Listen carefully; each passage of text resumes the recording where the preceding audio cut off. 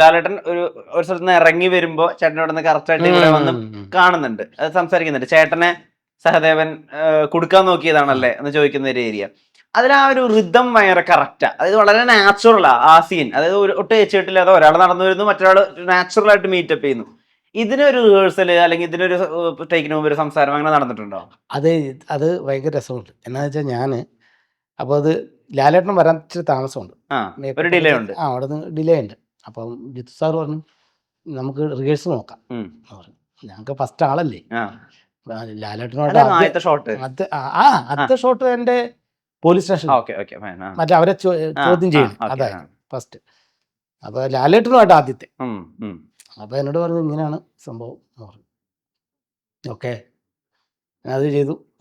അപ്പോഴേക്കും ലാലേട്ടൻ വന്നു.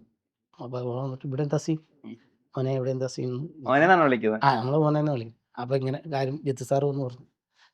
അപ്പോൾ പരിചയപ്പെട്ടു, ആദ്യമായിട്ട് പരിചയപ്പെടുന്നു. പിന്നെ വായിലെ വെള്ളവും പറ്റി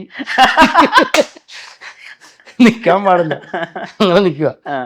ഇത് അവരെ കാണുമ്പോൾ വേറെ കുഴപ്പമുണ്ട്, നമ്മൾ മനസ്സിലെന്തോ പറയാൻ വന്നത് ഇത് പുറത്തേക്ക് വരില്ല. അതന്നെ.